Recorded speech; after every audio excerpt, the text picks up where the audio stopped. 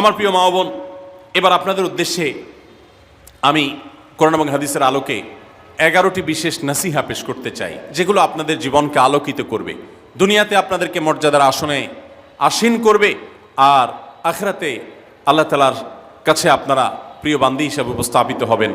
আল্লাহর কাছে আল্লাহর প্রিয় বান্দী হিসাবে উপস্থাপিত হয়ে জান্নাত লাভ করতে পারবেন। এরকম 11টি পরামর্শ বা নাসিহা আপনাদের প্রতি আমার। নাম্বার 1, কোরআন এবং হাদিসের জ্ঞান অর্জন করা। এটা সকল পুরুষ এবং নারী সকলের জন্য ফরজ। কোরআন এবং হাদিসের জ্ঞান অর্জন করা আমাদের জন্য ফরজ। আমরা অনেকেই আছি যারা ইসলামের ফরজ বিধিবিধানগুলো জানি না। আমাদের যেগুলো অবশ্য কর্তব্য সেগুলো আমরা অনেকে জানি না, শুধু নামে মুসলমান। গতানুগতিক কিছু কাজ করি, হাতে গোনা কিছু ইসলামের নামে কাজ করি, বাস মনে করেছি আমি মুসলমান হয়েছি। আপনাকে ঈমান সম্পর্কে জানতে হবে। আপনার ঈমান কিভাবে আনতে হবে, কি কোন কোন বিষয়ের প্রতি বিশ্বাস থাকতে হবে, কি বিশ্বাস থাকতে হবে, আল্লাহ সম্পর্কে বিশ্বাস থাকতে হবে। ঈমান সম্পর্কে অনেক ভুল ধারণা আমাদের আছে। আমরা আল্লাহ সম্পর্কে বিস্তারিত জানি না, আখিরাত সম্পর্কে জানি না, নবী রাসূল সম্পর্কে জানি না। এগুলো সম্পর্কে সঠিক জ্ঞান অর্জন করতে হবে। 5 ওয়াক্ত নামাজ এর বিধিবিধানগুলো, কখন কোনটা পড়তে হয়, ওয়াক্ত কখন থাকে কখন যায়, অনেক মহিলা আছেন জানেন না, অনেক নারীরা আছেন, অনেক পুরুষরা আছেন জানেন না। তো এগুলো জানতে হবে। ইসলামকে জানাটা অনেক গুরুত্বপূর্ণ। আর জানার জন্য কোরআনে কারীম বুঝে পড়বেন, হাদিস বুঝে পড়বেন, মাসলা মাসাইলের বই পুস্তক বুঝে পড়বেন ওলামাদের তত্ত্বাবধানে থেকে, এবং কোরআন এবং হাদিস শেখার যত ভালো আয়োজন উদ্যোগ আছে সেগুলোতে শামিল হবেন, জ্ঞান অর্জন করবেন। এটা ইসলামের গুরুত্বপূর্ণ একটা ব্যাপার। জ্ঞান অর্জন যদি না করেন তাহলে আপনি ইসলামের কোনো কাজ করতে পারবেন। ইসলামের সব কিছুর আগে হলো জ্ঞান অর্জন করা। সব কিছুর আগে ইসলাম সম্পর্কে ইলম অর্জন করতে হবে, কোরআন হাদিসের নলেজ অর্জন করতে হবে। নাম্বার 2, 5 ওয়াক্ত নামাজ। নবী সাল্লাল্লাহু আলাইহি সাল্লাম জান্নাতে, মেয়েদের জান্নাতে যাওয়ার শর্টকাট যে সিলেবাস দিয়েছেন, শর্টকাট যে ওয়ে বলেছেন, 4টা শর্ত দিয়েছেন। এর মধ্যে থেকে একটা হলো 5 ওয়াক্ত নামাজ ঠিকঠাক মতো যদি আদায় করেন। অনেক মহিলারা আছেন জোহরের নামাজ আসরের সময় গিয়ে আদায় করেন, আসরের কাছাকাছি আদায় করেন, কারণ গৃহস্থলী কাজে ব্যস্ত থাকেন, রান্নাবাড়ার কাজে ব্যস্ত থাকেন, গা গোসল নিয়ে ব্যস্ত থাকেন। করছি করে এই রান্নাবাড়া করা, সবাইকে খাবার দাবার দেওয়া, ছেলে মেয়েকে খাবার দাবার দেওয়া, ঘর ইত্যাদি মোছা ধোয়া, এগুলো করতে করতে, নিজের গোসল টোসল করতে করতে 3টা 3:30 বেজে যায়। অনেক সময় আসরের ওয়াক্তের কাছাকাছি গিয়ে তারপর জোহর নামাজ আদায় করেন। খুবই গর্হিত একটা কাজ। আমার মা বোনরা সতর্ক থাকবেন এ ব্যাপারে, যে নামাজ সময় মতো আদায় করতে হবে। শয়তান আপনাদেরকে একটা ভুল কথা বলে ধোঁকা দেয়, সেটা হলো যে আমি রান্নাবাড়া করছি যে পোশাকে, এই পোশাকে কিভাবে নামাজ পড়বো, তাহলে আমি গোসল টোসল করে একটা নামাজ পড়বো। আর গোসল তো আর সহজে করা হয় না। রান্না বাড়ার পরে সবাই বাড়ায় খাওয়াই দেওয়া, এরপরে ঘর দুয়ার পরিষ্কার করা, এরপরে সব কাজ শেষে গোসল করা, তারপরে গোসল করে এসে নামাজ পড়া, এসব করতে করতে শয়তান আপনার নামাজটা অনেক পিছায় দেয়। মনে রাখবেন, আপনি যে পোশাকে কাজ করতেছেন ওই পোশাকে যদি দুর্গন্ধ না থাকে, খারাপ না থাকে, ভালো পোশাক হয়, তো ওই পোশাকে আপনি নামাজ পড়তে পারবেন। দুর্গন্ধ থাকলেও শরীরকে ফ্রেশ করার ব্যবস্থা আছে, আপনি ফ্রেশ করে আপনি নামাজে দাঁড়ায় যাবেন, এরপর নামাজ পড়ে বাকি কাজ করবেন। নামাজকে বলবেন না যে আমার অনেক কাজ আছে, এগুলো শেষ করে নামাজ পড়বো। শয়তান আমাদেরকে ধোঁকা দেয়। এই জন্য মা বোনরা 5 ওয়াক্ত নামাজ সময় মতো আদায় করবেন, ঠিকঠাক মতো আদায় করবেন। অনেক মা বোনরা আপনারা নামাজ পড়েন, নামাজ হয় না। বাংলাদেশে বেশিরভাগ মহিলাদের, নারীদের মধ্যে একটা ভুল আছে নামাজ প্রসঙ্গে, সেটা হলো যে নামাজের মধ্যে সতরটা ভালো করে ঢাকেন না। সতর কি? মেয়েদের নামাজের মধ্যে মুখমণ্ডল ছাড়া, 2 হাতের কবজি ছাড়া তাদের মাথা থেকে পা পর্যন্ত পুরো শরীর তারা ঢেকে রাখবে। আজকাল নামাজের ওড়না পাওয়া যায়, এই ওড়নাগুলো পরলে এই মুখমণ্ডল ছাড়া 2 হাত এক সহকারে ঢাকা থাকে, এভাবে ঢেকে রাখতে হবে। আপনি যদি নামাজ পড়েন আপনার গলা দেখা যায়, আপনার কাঁধের কিছু অংশ দেখা যায়, চুল দেখা যায়, আপনার হাতের কনুই দেখা যায়, তাহলে সেক্ষেত্রে কিন্তু আপনার নামাজ হবে না। যদি আপনার পুরো নামাজ জুড়ে এরকম খালি থাকে এগুলো, তাহলে নামাজ হবে না। অনেক বোনরা এটা জানেন না, তাহলে নামাজটা ঠিকঠাক মতো পড়তে হবে। জান্নাতে যাওয়ার জন্য এটা পূর্ব শর্ত। নাম্বার 2। নাম্বার 3, রমজান মাসে রোজা রাখা। রোজা রাখার ক্ষেত্রে আলহামদুলিল্লাহ মা বোনরা রাখেন সাধারণত, কিন্তু রোজা রেখে গীবত, মিথ্যা, শেকায়েত, মানুষের পিছনে সমালোচনা করা, এগুলো করলে রমজান নষ্ট হয়ে যায়, রোজা নষ্ট হয়ে যায়। এগুলো করা যাবে না, এগুলোতে বেঁচে থাকতে হবে। সেই সাথে অনেক মা বোন আছেন একটু সন্তান গর্ভে আসছে, কিন্তু সন্তান দুধ কিংবা সন্তান দুধ পান করে, এই অজুহাত দিয়ে তিনি দেখা যায় যে রমজানের রোজা ঠিক মতো রাখেন না। এটা ভুল। বরং সামান্য একটু ঠুনকো অজুহাতে রমজানের রোজা বাদ দেওয়া যাবে না। যতক্ষণ পর্যন্ত শক্তি সামর্থ্য আছে রমজান রোজা ঠিক মতো রাখতে হবে। নাম্বার 3। 4 নম্বর হলো স্বামীর আনুগত্য করা। আমি সবসময় বলি এটা হলো মহিলাদের জন্য তিতা করল্লার আমল। তিতা করল্লা দিয়ে জুস বানায় খাওয়ানো, এটা যেরকম কষ্টের কাজ মানুষের জন্য, ঠিক একইভাবে মহিলাদের জন্য স্বামীর কথা শোনাটা এরকম কষ্টের কাজ। অনেক মহিলা আছে নামাজ পড়তে রাজি আছি, রোজা রাখতে রাজি আছি, তাসবিহ তাহলিল করতে রাজি আছি, কোরআন পড়তে রাজি আছি, মগর পুরুষের স্বামীর কথা শুনবো না। কেন তার কথা শুনবো কেন? আমি কি কম বুঝি? এই মানসিকতা আজ পশ্চিমা অপসংস্কৃতির যে ছোঁয়া আমাদের সমাজে এসেছে, লেগেছে, এটার কারণে আমাদের মা বোনদের মধ্যে তৈরি হয়েছে। এটা কখনো আমাদেরকে সুখী করতে পারে না। একটা ছোট মুদি দোকানেও একজনকে দায়িত্বশীল মানতে হয়, একজন মালিক হয় আর একজন অধীনস্থ হয়, একজন ম্যানেজার হয় আর একজন তার কর্মী হয়। এতটুক চেইন অফ কমান্ড যদি ঠিক না থাকে তাহলে একটা ছোট দোকানও সুশৃঙ্খলভাবে চলতে পারে না, সেটাও বিশৃঙ্খল হয়ে যাবে। তাহলে একটা সংসার, একটা পরিবারে একজনকে মুরব্বী না মানলে কিভাবে সেটা চলতে পারে? অবশ্যই একজন নারী তার স্বামীকে অভিভাবক মানবেন, মুরব্বী মানবেন, তাকে মেনে চলবেন। শুধু ইসলামই বলে নাই, পশ্চিমা দুনিয়ার মানুষরাও স্বীকার করে। সব একটা আত্মজীবনীমূলক লেখা ধারাবাহিকভাবে বাংলাদেশে একটি জাতীয় গণমাধ্যমে প্রকাশ হয়েছে অনেক বছর আগে, আমি পড়েছি। সেখানে তিনি পরিষ্কার করে বলেছেন যে আমার দাদি নানীরা পারিবারিক জীবনে যতটা সুখী ছিল, এখন আমাদের স্ত্রী, আমাদের মেয়েরা ততটা সুখী না। অথচ তাদের এত বেশি শাড়ি চুড়ি, এত বেশি সাজগোজ, এত বেশি সুখ সমৃদ্ধির উপকরণ ছিল না আজকের মেয়েদের যতটা আছে। পারিবারিক শান্তি তখন যতটা ছিল এখন তার ধারে কাছেও নেই। এর অন্যতম কারণ হলো এটি যে আমরা পশ্চিমা অপসংস্কৃতির ছোঁয়ায় পড়ে শয়তান আমাদেরকে অতিরিক্ত স্বাধীনতার নাম দিয়া আমাদেরকে বলগাহীন স্বাধীনতার পথে নিয়ে গেছে, যেটা আমাদের ধ্বংস ডেকে এনেছে। এজন্য একজন গার্ডিয়ান, একজন অভিভাবক পরিবারে থাকতে হবে, তাকে মানতে হবে। আপনি নারী হিসাবে আপনার স্বামীটাকে যদি মনে হয় একটু বোকা কিসিমের, সে বুঝে না, আপনি অবশ্যই ডেফিনেটলি আপনি তাকে বোঝাবেন, আপনি তাকে আপনার মতামত বলবেন, তারও কর্তব্য আপনার মতামত গ্রহণ করা। কিন্তু এর মানে এই না যে আপনি তাকে ডিনাই করবেন, পাত্তা দিবেন না, অবজ্ঞা করবেন, তার কাছে জিজ্ঞেস করা ছাড়া যেদিক সেদিক যাবেন, যা খুশি তা করবেন, এটা উচিত না। আপনার জান্নাতে যাওয়ার প্রয়োজনে ওই যে তিতা করল্লা বলেছি, সে যদি কোনো দিক থেকে তাকে মানতে আপনার কষ্ট হয়, আপনার থেকে সে পিছিয়ে আসে বুদ্ধিতে জ্ঞানে, তারপরে একটু কষ্ট করে ঢোক গিলেন, একটু কষ্ট করে সবর করেন, শুধুমাত্র জান্নাতের আশায় আল্লাহ তাআলা আপনাকে মর্যাদা দিবেন, দুনিয়াতে বড় করবেন, আখিরাতে বড় করবেন। অনেক সময় দেখা যায় পুরুষতান্ত্রিক সমাজে আমাদের দেশে দেখা যায় যে পুরুষদের নানা অনাচারে মেয়েরা অতিষ্ঠ হয়। একটু সবর করেন, সন্তান সন্ততি বড় হবে, তখন আর পুরুষের এই সমস্ত জুলুম থাকবে না, পুরুষ তখন দৌড়ের উপরে থাকবে। এই বাস্তবতা আমরা প্রত্যেকটা মানুষ উপলব্ধি করার কথা। অতএব মুসলিম নারীদের অত্যন্ত গুরুত্বপূর্ণ আরেকটি বিষয় হলো 4 নম্বর যেটি বললাম, স্বামীর আনুগত্য করা। যতটুকু সম্ভব তার সর্বোচ্চ আনুগত্য করার চেষ্টা করতে হবে, যতক্ষণ তিনি কোরআন হাদিসের কথা বলেন। স্বামী যদি কোনো অন্যায় কথা করতে বলেন তাহলে তখন আর তার কোনো কথা শোনা যাবে না। নাম্বার 5, একজন মুসলিম নারীর জন্য তার ইজ্জতের হেফাজত অত্যন্ত গুরুত্বপূর্ণ ব্যাপার। এমন একটা সমাজে আমরা বসবাস করতেছি, পাঠ্য বইয়ে শিক্ষার নামে আমাদের সন্তানদের চরিত্র নষ্ট করে দেওয়া হচ্ছে, বিবাহ বহির্ভূত সম্পর্ক করতে তাদেরকে উস্কানি দেওয়া হচ্ছে, শিক্ষার নামে কুশিক্ষা দেওয়া হচ্ছে, যার কারণে আমার সন্তান নষ্ট হয়ে যাচ্ছে। এই জন্য আমি বলি, এমন যুবক, এমন যুবতী আজকাল সোনার হরিণ হয়ে গেছে। হাজারে 10 জন যুবক পাওয়া যাবে কিনা সন্দেহ, যেই যুবক বুকে হাত রেখে বুক টান টান করে আল্লাহর শুকরিয়া আদায় করে বলতে পারবে তার যৌবনে কোনো হারাম স্পর্শ সে করে নাই, কোনো হারামের কাছে সে যায় নাই, তার চরিত্রকে সে হেফাজত করেছে, কোনো গুনাহে সে লিপ্ত হয় নাই, এরকম কথা বলার মতো যুবক খুব বেশি নাই আমাদের সমাজে। ধ্বংস করে ফেলা হয়েছে বিনোদনের নামে, শিক্ষার নামে, নানা নামে। এগুলো আমাদের দেশের সংস্কৃতি ছিল না। এদেশের মুসলমান তো বটে, এদেশের হিন্দুরাও পারিবারিক এই বন্ধনের মধ্যে থেকে তারা তাদের চরিত্রকে হেফাজত করে, বৈবাহিক সম্পর্ক ছাড়া কোনো প্রকার সম্পর্কের মাধ্যমে তাদের যৌন আকাঙ্ক্ষাকে মেটায় না। এটা এদেশের মাটির, এদেশের কালচার, এদেশের মানুষের কালচার, এদেশের সকল ধরনের মানুষের কালচার, কিন্তু এদেশের সেই সংস্কৃতিকে ধ্বংস করে দেওয়া হচ্ছে ছোট ছোট বাচ্চাদের বইয়ে এই বিবাহ বহির্ভূত সম্পর্কের কথা বলে। এই জন্য সচ্চরিত্র এখন সোনার হরিণ হয়ে গেছে। নবী সাল্লাল্লাহু আলাইহি সাল্লাম বলেছেন, মাইয়াজমান লি মা বাইনা লিহিয়াইহি ওয়া মা বাইনা রিজলাইহি আদমান লাহুল জান্নাহ। যে ব্যক্তি তার 2 চোয়ালের মাঝখানের অঙ্গ অর্থাৎ মুখ, আর যে ব্যক্তি তার 2 রানের মধ্যবর্তী অঙ্গ, তার লজ্জাস্থানকে হেফাজত করবে, অন্যায় খাতে ব্যবহার করবে না, এটার সংরক্ষণের দায়িত্ব এবং গ্যারান্টি যে ব্যক্তি নিজের ব্যাপারে নিজে নিবে, নবী সাল্লাল্লাহু আলাইহি ওয়াসাল্লাম বলেছেন, আমি তার জন্য জান্নাতের দায়িত্ব নিয়ে নিলাম। যে এটা 2টার দায়িত্ব নিতে পারবে, আমি তার জান্নাতের দায়িত্ব নিলাম। এবং নবী সাল্লাল্লাহু আলাইহি ওয়াসাল্লাম আরো বলেছেন, আকসারু মা ইউদখিলুন নাস আন-নার, মানুষকে সবচেয়ে বেশি জাহান্নামে নিয়ে যায় কোন জিনিসে? আল ফামু আল ফরজ, এই 2টি অঙ্গ, মুখ এবং লজ্জাস্থান। এই জন্য মা বোনরা, অনেকে আপনাদেরকে অনেক প্ররোচনা দিবে, অনেক গুনাহের পথে আহ্বান করবে। আপনাদের মেয়েরা স্কুল কলেজে পড়তে গেলে সেখানে অনেক অন্যায় আবেদন শুনবে, হারামের আহ্বান শুনবে।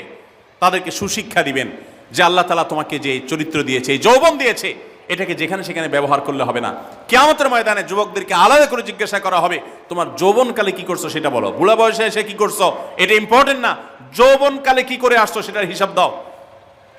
যৌবনকে হেফাজত করার গুরুত্ব এত বেশি, আল্লাহ আলাদা করে জিজ্ঞাসা করবেন।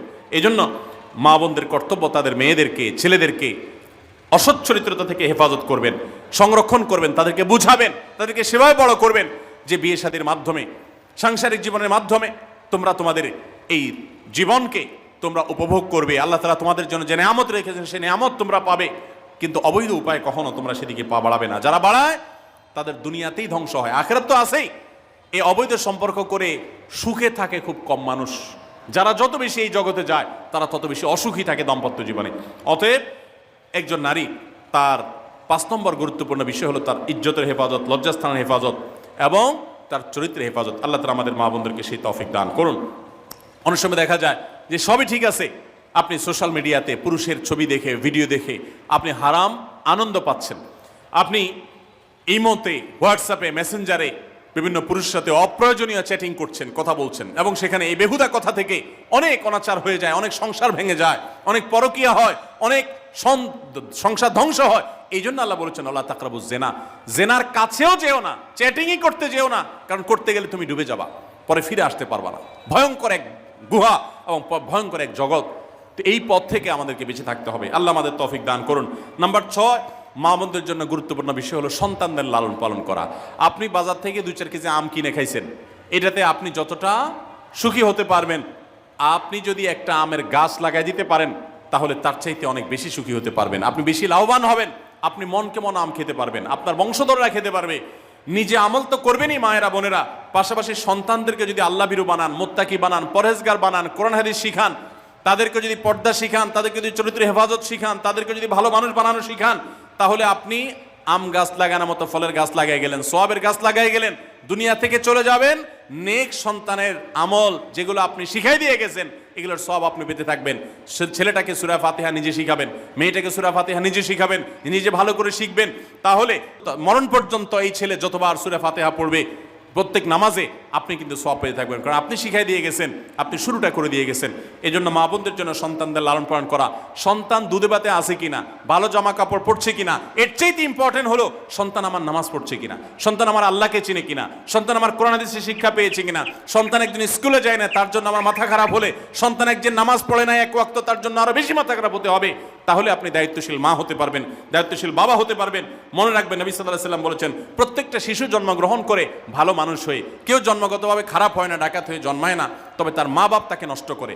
কারণ মা বাপ তাকে ঠিক মতো লালন পালন না করে, ভালো পরিবেশ দেয় না, খারাপ ছেলেফেলের সাথে মিশে, তখন সে নষ্ট হয়। এই জন্য আপনার দায়িত্ব সন্তান কার সাথে মিশছে, কোথায় যাচ্ছে, কি করতেছে, মোবাইলে কি দেখছে, সন্তানকে সময় দেন, মোবাইল টিপাটিপি বন্ধ করেন, তাদেরকে নিয়ে বসেন, তাদেরকে কথা শোনান, কোরআন হাদিস পাঠ করে শোনান, তাদেরকে ভালো পরিবেশ দেন, ভালো ফ্যামিলির, দিনদার ফ্যামিলির বাচ্চাদের সাথে তাদেরকে মিশান। ইনশাআল্লাহ আপনি আল্লাহর কাছে এর জন্য উত্তম বিনিময় পাবেন, সওয়াব পাবেন।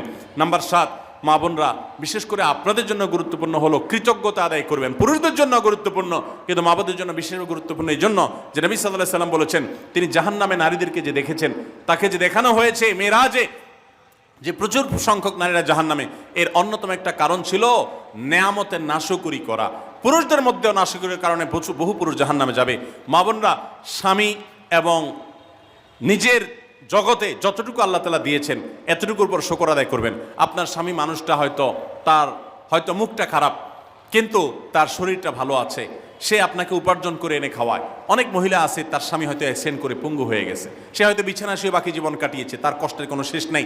আপনার স্বামী হয়তো বা তার কোনো দিক থেকে দুর্বলতা আছে, আবার বহু দিক থেকে তার ভালো গুণ আছে। একই কথা পুরুষদের জন্য ইসলাম নির্দেশ করেছে যে তার স্ত্রীর একটা গুণ খারাপ দেখে যদি তার কষ্ট লাগে, তো সে চিন্তা করলে 10টা গুণ ভালো দেখবে, সেটা দেখে শুকর আদায় করা উচিত। এই শুকরিয়া আদায় করা ছাড়া পুরুষ হোক নারী হোক কেউ আল্লাহর প্রিয় বান্দা হতে পারবে না। এজন্য আল্লাহর কাছে শুকরিয়া আদায় করবেন। মায়েরা বিশেষ করে শ্বশুরের বাড়িতে যাওয়ার পর প্রথম অনেক কষ্ট হয়। আমি সবসময় বলি, শ্বশুর বাড়িতে যাওয়ার পর মেয়েরা আমাদের দেশে নানান জুলুম নির্যাতন সহ্য করতে হয়। শাশুড়ি বাঁকা চোখে দেখে, সব শাশুড়ি না, অনেক শাশুড়ি, অনেক সময় ননদরা বাঁকা চোখে দেখে, স্বামী লোকটা জ্বালায় নানাভাবে, দেবররা জ্বালায় নানানভাবে, মানুষ খোঁচাখুচি করে কষ্ট দেয়।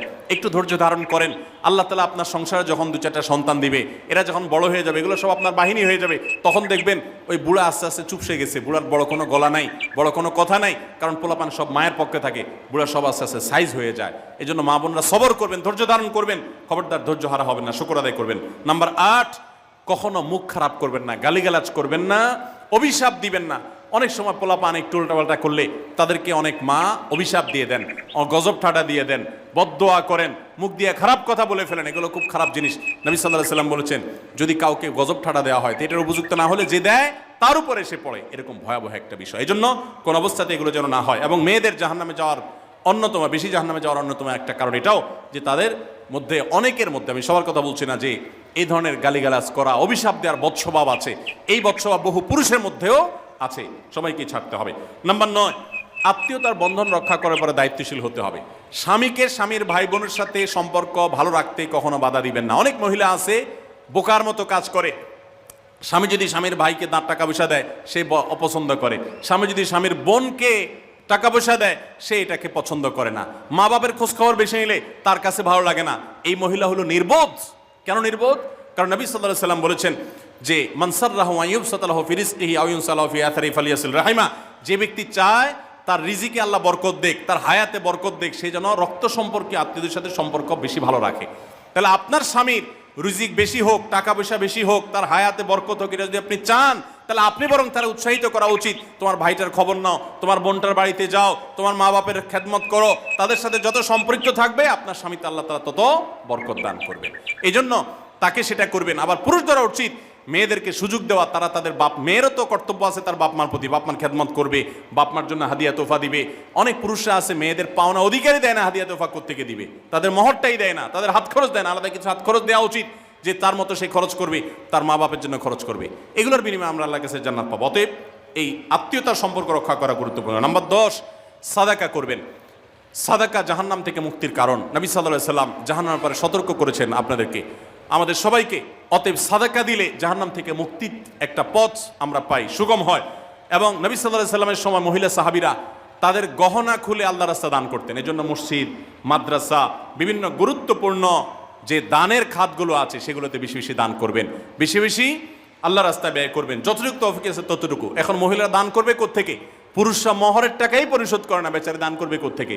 এই জন্য পুরুষরা দায়ী হবে, এবং মহিলারাও তাদের মহরের টাকা যেন অনাদায় না থাকে, তারা যেভাবে চেষ্টা করলে হয় সেভাবে চেষ্টা করবেন, এবং তাদের হাত খরচ আলাদা দেওয়া উচিত, এবং তারা পর্দার মধ্যে থেকে তাদের মতো উপার্জনও করতে পারেন, সেটাও শরীয়ত তাদের জন্য সুযোগ রেখেছে। যেভাবে হোক তারাও সাদাকার চেষ্টা করবেন। 11 নম্বর সর্বশেষ হলো সময়ের অপচয় করবেন না। এখন এমন একটা সময় চলছে বেশিরভাগ মানুষ জাহান্নামে যাবে, যেই কারণে আজকের যুগে সবচেয়ে বেশি আমরা বিপদগামিতার মুখে যাচ্ছি, যে কারণে সেটার অন্যতম হলো এই স্মার্টফোনের অপব্যবহার। আমরা অনেকে আছি টেলিভিশনের বিভিন্ন সিরিয়ালে আসক্ত, অনেকে আছি বিভিন্ন নাটক সিনেমায় আসক্ত, অনেকে আছি ফেসবুক এবং ইউটিউব এগুলোতে আসক্ত। বিশেষ করে মা বোনদেরকে বলছি, অনেকেই আছেন এখনো রিমোট ছাড়া তার পেটের ভাত হজম হয় না, সারাদিন রিমোট হাতে বসে থাকেন, একটার পর একটা সিরিয়াল এবং চ্যানেল পাল্টাতে থাকে। মনে রাখবেন, সফল ইমানদার হতে হলে এই অনর্থক কাজ না ছাড়লে আপনি সফল ইমানদার হতে পারবেন না। অনেকে নামাজে পড়ে আবার সিরিয়ালও দেখে, অনেকে আছেন ফেসবুকে ঘন্টাকে ঘন্টা, ইউটিউবে ঘন্টা ঘন্টা সময় নষ্ট করেন। এর জন্য আল্লাহর কাছে জবাবদিহি করতে হবে। কিয়ামতের ময়দানে আল্লাহ তাআলা কয়েকটা প্রশ্ন উত্তর দেওয়া ছাড়া একজন মানুষকেও নড়তে দিবেন না। এর ভিতরে একটা হলো যে তোমার সারা জীবনে কি অর্জন করেছো। সময়ের অপচয় করা যাবে না। সময় হলো জীবনের সবচেয়ে মূল্যবান সম্পদ। অতএব আল্লাহ তাআলা আমাদের সবাইকে জীবনের এই অমূল্য সম্পদ সময়কে সংরক্ষণ করার তৌফিক দান করুন। মা বোনরা, আপনাদেরকে আমি আল্লাহর ওয়াস্তে উপদেশ করতেছি, যারা বদভ্যাস আছে ফেসবুক ইউটিউবে ঘন্টা ঘন্টা পড়ে থাকার, প্রয়োজনে এগুলো সব ডিলিট করে দেন মোবাইল থেকে। প্রয়োজনে আপনি এই মোবাইল বিক্রি করে বাটন ফোনে চলে যান। নিজের বদভ্যাসকে নিয়ন্ত্রণ করতে না পারলে প্রথমে চেষ্টা করেন, এরপর না পারলে প্রয়োজনে বাদ দিয়ে দেন। আল্লাহর জন্য যদি ত্যাগটা করেন, কি আমাদের বলতে পারেন, আল্লাহ গুনাহ থেকে বাঁচার জন্য, তোমাকে খুশি করার জন্য আমি স্মার্টফোন পর্যন্ত রাখি নাই, বাটন ফোনে চলে গেছি। আল্লাহ তাআলা খুশি হবেন ইনশাআল্লাহ বিইذنিল্লাহ। বহু মায়েরা তাদের সন্তান নষ্ট হয়ে যাচ্ছে এই মোবাইলের আসক্তি, সিরিয়ালের আসক্তির কারণে। তাদের স্বামীর সাথে সম্পর্ক নষ্ট হয়ে যাচ্ছে এই সমস্ত আসক্তির কারণে। অনেক গুনাহের পথে তারা চলে যাচ্ছেন এই সমস্ত আসক্তির কারণে। এই জন্য এগুলোকে নিয়ন্ত্রণ না করলে আপনি কখনো নেককার হতে পারবেন না। আপনার সন্তানকে মোবাইল দেখে খাওয়াবেন না। আমি আমার সন্তানকে মোবাইল দেখে খাওয়াই না। আমরা সব জায়গায় বলি মোবাইল দেখা, কার্টুন দেখায়, মোবাইল দেখায় বাচ্চাকে খাওয়াবেন না। বাচ্চা কাচ্চা এখন ক্রেজি হয়, আতপাগল কিসিমের হয়, জিদি হয়, বদমেজাজি হয়, ভাঙচুর করে। কেন হয়? কারণ সারাদিন আপনি ওর মোবাইলে কি দেখান? কার্টুন দেখান। কার্টুন মানে কি? মার মার, কাট কাট, হ্যাঁ, সবকিছু ধ্বংস করে ফেলা, গুলি করা, বোমা মারা, হ্যাঁ, সাপ হয়ে সব খেয়ে ফেলা, এটাই তো। এগুলো বাচ্চাদেরকে ক্রেজি করে, বাচ্চাদেরকে মানসিকভাবে অসুস্থ করে, ধ্বংস করে দেয়। তাদেরকে ফিজিক্যাল খেলাধুলা, শারীরিকভাবে করতে পারে এরকম খেলাধুলার ব্যবস্থা করেন, দৌড়াদৌড়ি করার ব্যবস্থা করেন। বাচ্চারা সুস্থ থাকবে, ভালো থাকবে। মোবাইল থেকে তাদেরকে বাঁচান, টেলিভিশন থেকে তাদেরকে বাঁচান, এবং কার্টুন থেকে, ভিডিও গেমস থেকে তাদেরকে বাঁচান। না বাঁচাতে পারলে আপনার দুনিয়া আখিরাত সব ধ্বংস হয়ে যাবে। অতএব আজকের এই মাহফিল থেকে আসুন, প্রতিজ্ঞা করি যে আমরা সময় নষ্ট করব না, সময়ের অপচয় করব না, প্রয়োজন ছাড়া মোবাইল হাতাহাতি ঘাটাঘাটি করব না, ঘন্টায় ঘন্টা মোবাইলকে সময় দিব না। অনেক মেয়েরা আছেন, অনেক পুরুষরা আছেন, এই একটি অপকর্মের কারণে তার শিক্ষা জীবন ধ্বংস হয়ে যায়, চাকরি নষ্ট হয়ে যায়, ব্যবসা লাডে উঠে, মা বাবার সাথে সম্পর্ক নষ্ট হয়, স্বামী স্ত্রীর সম্পর্ক নষ্ট হয়, সাংসারিক জীবন ধ্বংস হয়ে যায়, সবকিছু ধ্বংস হয়ে যায় শুধু এই মোবাইল ফোনের অনিয়ন্ত্রিত ব্যবহার করার কারণে। যারা মোবাইলকে নিয়ন্ত্রণ করতে পারেন না, ডাইরেক্ট হয়ে গেছেন, সারাক্ষণ হাতে হাতে মন চায়, তারা একটা শক্ত সিদ্ধান্ত নেন, প্রয়োজন আমি স্মার্টফোন বিক্রি করে দিব। 6 মাস 8 মাস আপনি কিছুদিনের জন্য, 1 বছরের জন্য বাটন ফোনে চলে যান, এরপর আবার ব্যাক করলে আশা করা যায় আল্লাহ আপনাকে হেফাজত করবেন। এবং ইসলামের নাম দিয়ে, অনেকে বলে আমি ইউটিউবে ওয়াজ শুনি, ফেসবুকে ওয়াজ শুনি, ওয়াজের নাম দিয়া আপনি যে কি করেন কি না করেন সেটা আপনার আরশের মালিক সবই জানেন। অতএব যে ওয়াজ শুনতে গিয়ে আপনার আকাম কুকাম করা লাগে, খারাপ জিনিস দেখা লাগে, ওই ওয়াজ শোনার কথা আপনাকে ইসলাম বলে নেই। আল্লাহ তাআলা আমাদের সবাইকে সবগুলো বিষয় আমল করার তৌফিক দান করুন। আমরা আবারও বলছি, আজকে আমাদের মা বোনদেরকে লক্ষ্য করে বিশেষ করে যে 11টি করণীয় আপনাদের জীবনকে সোনালী জীবনে পরিণত করতে পারে, আপনাদের জীবনটাকে সমৃদ্ধ করতে পারে, সুখী করতে পারে, এবং আল্লাহর কাছে আপনাদেরকে জান্নাতের উপযুক্ত করবে। কিয়ামতের ময়দানে সুন্দর হাসি, সুখের হাসি, তৃপ্তির হাসি আপনাদেরকে হাসাবে ইনশাআল্লাহ। সেই 11টি নসিহা, সেই 11টি বিষয়ের প্রথমটি হলো কোরআন এবং হাদিসের জ্ঞান অর্জন করবেন। অনেক ভালো ভালো বই আছে কোরআন হাদিস ভিত্তিক, সেগুলো পড়বেন। দিন শিক্ষার যত আয়োজন আছে সেগুলোর সাথে সম্পৃক্ত হবেন। অনলাইনে অনেক কোর্স করা যায়, সেগুলোতে আপনি সম্পৃক্ত হতে পারেন। যেভাবে হোক আপনাকে কোরআন হাদিসের কথা জানতে হবে। আল্লাহ কি বলেছেন, রাসূল সাল্লাল্লাহু আলাইহি ওয়াসাল্লাম কি বলেছেন, মাসালা মাসাইল কখন কি করা উচিত, কোরআন হাদিসে কি বলা আছে, এগুলো জানতে হবে আপনাকে। যতটুকু সম্ভব জানার চেষ্টা করবেন। নাম্বার 2, 5 ওয়াক্ত নামাজ সঠিকভাবে আদায় করবেন, সময় মতো আদায় করবেন। জোহরের ওয়াক্ত বাসার কাজ কাম শেষ করে গোসল করে একেবারে 3টার দিকে একসাথে পড়বো, এটা করা যাবে না, বরং সময় মতো আদায় করতে হবে। এবং মেয়েদের যে সতর, এই সতর ঢাকার পরে সতর্ক থাকতে হবে। পুরো শরীর মুখমণ্ডল ছাড়া যেন ঢাকা থাকে, চুল, গলা, হাতের গোছা, কনুই, এগুলো যেন দেখা না যায়, খেয়াল রাখতে হবে। এবং নামাজ ধীরে ধীরে পড়তে হবে। অনেক মহিলা অনেক দ্রুততার সাথে নামাজ পড়েন, এবার পড়লে হবে না। নাম্বার 3, রমজানের রোজা ঠিক মতো রাখতে হবে, যথাযথভাবে রাখতে হবে। রোজা রেখে গিবত, শিকায়েত, মিথ্যা, গালমন্দ এগুলো করা যাবে না। নাম্বার 4, স্বামীর আনুগত্য করতে হবে। নিজের কাছে খারাপ লাগলেও একটু সবর করতে হবে, যতক্ষণ পর্যন্ত স্বামী ন্যায়সঙ্গত কথা বলে, অন্যায় কাজ করতে না বলে, গুনাহের কাজ করতে না বলে, ততক্ষণ পর্যন্ত তার কথা মানতে হবে। নিজের খারাপ লাগলেও মানবেন, আপনার জান্নাতের প্রয়োজনে, সুশৃঙ্খলার প্রয়োজনে, পারিবারিক শান্তির প্রয়োজনে। ইনশাআল্লাহ আপনি সুখে থাকবেন দুনিয়া এবং আখিরাত উভয় জগতে। নাম্বার 5, নিজের ইজ্জত সম্ভ্রম হেফাজত করবেন।